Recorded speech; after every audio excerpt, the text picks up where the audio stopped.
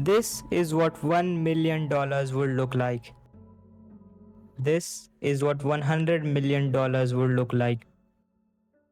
And this is what $1 billion would look like.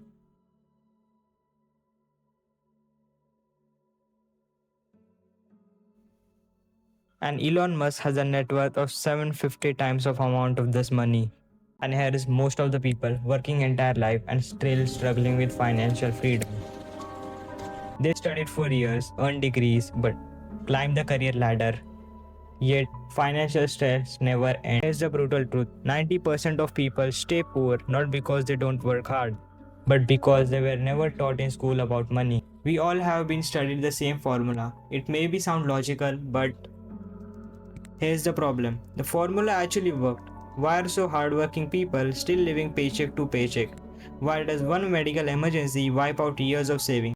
Hard work is important, but hard work without financial intelligence is just exhausting. School taught us to be obedient employees, follow rules, and show up on time, but they never taught how money works while you sleep. The difference between asset and liabilities, how inflation silently destroys your savings, and the power of compounding over decades. We learned calculus, but we did not learn about financial freedom, how finance works. Because the system needs workers, not wealthy people. Because most of the people earn, save, and just upgrade their lifestyles. Buy a new phone, lease a fancy car, post it online, and feel successful as their temporary sensation. Here's what they miss. Saving money, keep it safe, and invest it wisely. Most people never escape the cycle because they mistake looking rich for being rich. Let me show you something powerful. Two friends, same salary and same background. Let's assume them as person A and person B. Person A spends 5,000 rupees per month choosing comfort, movies, gadgets, and trends. Person B invests 5,000 rupees every month in stocks, assets, and diversifies portfolio. If we fast forward 20 years, person A has memories and posts, but person B has corpus of 50 lakh rupees, growing passive income and completely freedom to choose. The difference was of one choice and consistency. Rich people do not think the same way. They focus on three things. First, ownership. They own assets, not just consume products.